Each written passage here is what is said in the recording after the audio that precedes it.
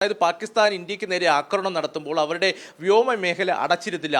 ഇത്തരത്തിൽ വിമാനങ്ങൾ അതുപോലെ തന്നെ ഇത്തരത്തിൽ എയർബസ് 320 വരുന്നൊരു സമയത്തായിരുന്നു ഇത്തരം ഒരു ആക്രമണം പാകിസ്ഥാൻ നടത്തിയത്. എയർബസ് 320 വിമാനം മനുഷ്യ കവചമായി പാകിസ്ഥാൻ ഉപയോഗിച്ചു എന്നതാണ് ഇപ്പോൾ വിദേശകാര്യ മന്ത്രാലയം വ്യക്തമാക്കുന്നത്. ദമാമിൽ നിന്ന് ലാഹോറിലേക്ക് വന്ന വിമാനമാണിത്. അതുപോലെ തന്നെ ഇത്തരം വിമാനങ്ങൾ കവചമായി ഉപയോഗിച്ചുകൊണ്ടാണ് പാകിസ്ഥാൻ ഇന്ത്യയിലേക്ക് ഡ്രോൺ ആക്രമണം നടത്തിയത്. പക്ഷേ ഇന്ത്യ ശക്തമായി തിരിച്ചടിക്കുകയും വ്യോമസേന കൃത്യമായി ജാഗ്രത പാലിച്ചതുകൊണ്ടാണ് ഈ വിമാനത്തിനടക്കം ഒന്നും പറ്റാത്തെന്ന് കൂടി ഇപ്പോൾ വിദേശകാര്യ മന്ത്രാലയം വ്യക്തമാക്കുന്നു. ഇതുകൂടാതെ 36 കേന്ദ്രങ്ങളാണ് പ്രധാനമായും പാകിസ്ഥാൻ ഇന്നലെ ആക്രമിക്കാൻ ലക്ഷ്യം വെച്ചത്. 400ഓളം ഡ്രോണുകൾ ഇതിനുവേണ്ടി പാകിസ്ഥാൻ ഉപയോഗിച്ചെന്ന് കൂടി വിദേശകാര്യ മന്ത്രാലയം വ്യക്തമാക്കുകയാണ്. അത് തുർക്കി നിർമ്മിത ഡ്രോണുകളാണ് പാകിസ്ഥാൻ ഇതിനായി ഉപയോഗിച്ചത്.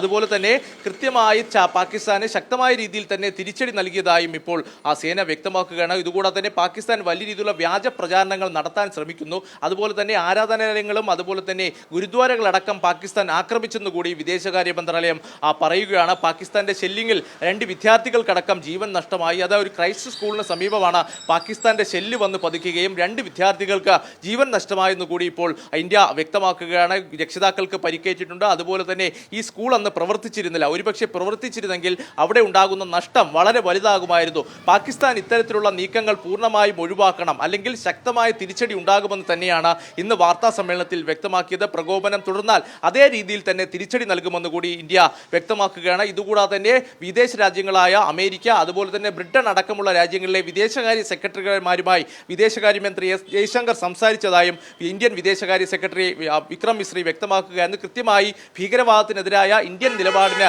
ഇരു രാജ്യങ്ങളും പൂർണ്ണ പിന്തുണയാണ് അറിയിച്ചിരിക്കുന്നത്. അതേപോലെ തന്നെ പാകിസ്ഥാൻ ഇത്തരത്തിലുള്ള പ്രകോപനം തുടർന്നാൽ ഇന്ത്യ ശക്തമായ രീതിയിൽ തന്നെ മറുപടി നൽകുമെന്ന് വിദേശകാര്യമന്ത്രി ഈ ലോകരാജ്യങ്ങളെ അറിയിച്ചതായും ഇപ്പോൾ ഈ വാർത്താ സമ്മേളനത്തിൽ വിദേശകാര്യ മന്ത്രാലയം വ്യക്തമാക്കുന്നു. അതേപോലെ തന്നെ പാകിസ്ഥാനെതിരെ കൂടുതൽ നയതന്ത്ര തലത്തിലും അതുപോലെ തന്നെ സാമ്പത്തിക ഉപരോധവും കൂടി ഏർപ്പെടുത്തുവാനാണ് ഇന്ത്യ തീരുമാനിച്ചിരിക്കുന്നത്. ഉടൻ തന്നെ IMF സമീപിക്കുവാൻ ഇന്ത്യ തീരുമാനിച്ചതായും വിക്രം മിശ്രി വ്യക്തമാക്കുന്നുണ്ട്. കൃത്യമായും IMF നിന്ന് പാകിസ്ഥാന് വലിയ രീതിയിലുള്ള സഹായം ലഭിക്കുന്നുണ്ട്.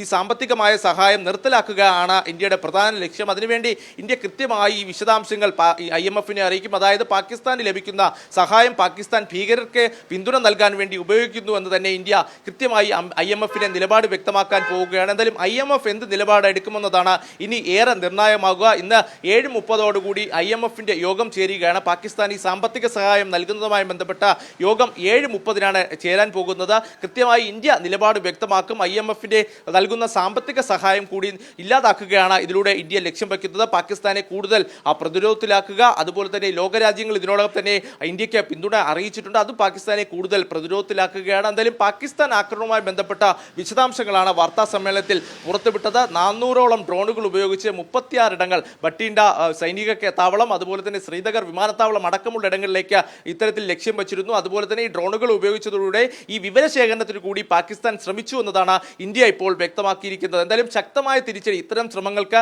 ശക്തമായ രീതിയിൽ തന്നെ മറുപടി നൽകിയിട്ടുണ്ട്. ഇത്തരമുള്ള മറുപടി പാകിസ്ഥാൻ ഇനിയും പ്രകോപനമായി വന്നാൽ ഉണ്ടാകുമെന്ന് തന്നെ വ്യക്തമാക്കിയിരിക്കുകയാണ് ഇന്ത്യ.